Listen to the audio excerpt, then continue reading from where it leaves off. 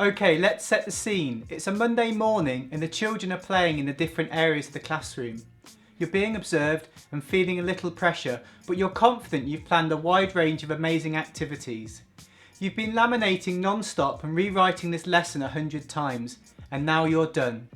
You've created the most amazing, fun, stimulating classroom worthy of a Pinterest board's photo shoot.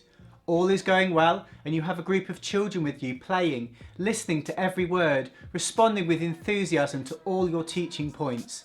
This could be the greatest lesson you've ever taught. Then something catches your eye. It's a child who never normally misbehaves but is now starting to get silly in the water tray.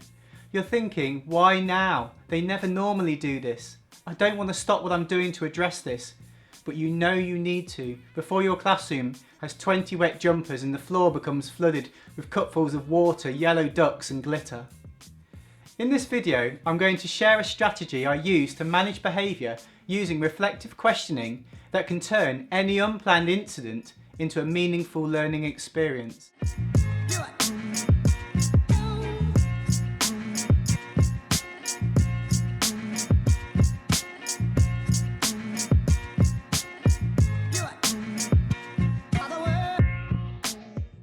Okay, just briefly, before I talk about this strategy, I want to say that most behaviour on a daily basis can be managed very positively with group rewards, positive reinforcements, praise and a well-planned classroom environment.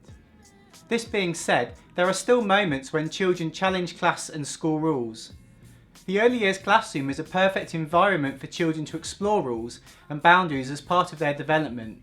How we manage these moments crafts their early understanding of what is right and wrong. When speaking to a child about their behaviour, my main intention is to give them prompts to learn from their mistakes, reflect and learn what they did that was wrong. If I just police behaviour by saying, don't do that, stop that, put that down, I will create a negative ethos and have children who only behave when they think I'm watching. Also, I want these children to be able to find their own voice and not need me to solve all their issues that they have with other children. I have made a simple flowchart to show a typical interaction in my classroom. It starts with me noticing some negative behaviour. From here, I am looking to see if the child can sort through the problem with their peers without any adult help. Sometimes the children can solve it themselves, and if that happens I'll go over at a later point and praise the child for making the right choice. For example, I might say, well done John, I noticed you weren't sharing and this upset your friend Joe. He told you and you listened. Well done for sharing, you've made your friend very happy. If the child is unable to sort through the problem independently, I'm now going to intervene with my reflective questioning. As part of my assessment for learning, I want to establish whether the child is choosing to make the wrong choice or is unaware that they are doing the wrong thing. So the four main questions I can use are you sharing? Are you caring? This can link to either caring for toys or caring for friends. Are you being safe? Are you listening to the teacher? This language is used by all staff throughout the phase so the children begin to hear a consistent message. I deliver this in a calm, assertive, lower tone at the child's height. I also insist on the child giving a response and verbalising their actions. From this learning conversation, I can decide on whether I remind the children of the rules in the context of the incident or reprimand them as the child knows what they have done that is a wrong action. The sanction in my class is one verbal warning, and if they repeat the behaviour they have 5 minutes to reflect on their actions on the timeout. Here are a few examples of using the questioning to open a dialogue with a child about their behaviour. For example, if a child punches another child, I would say, are you caring? What did you do that wasn't caring? How would you feel? If a child takes a toy off another child, I'd say, are you sharing? If the child is running in the classroom, I would say, are you being safe? What could happen when you run around the room?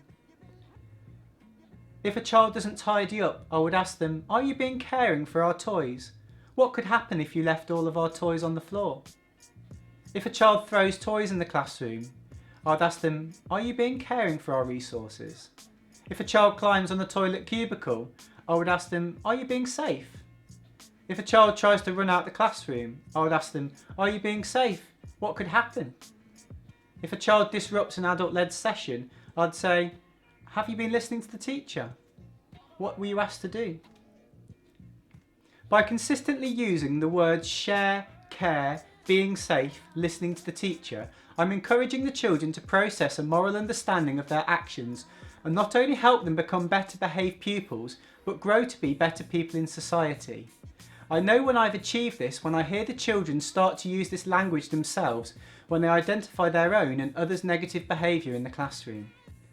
I hope you found this video useful. I've put a free download of the PDF flowchart on my website if you wish to share it with your colleagues. You might want to meet as a team to write up your own bank of reflective questions in line with your behaviour policy that can be used by all the staff in your setting. Thanks for watching, and if you're new to my channel, consider subscribing on YouTube and visiting my website so I can keep you updated with more free content and educational videos for teachers and your parents.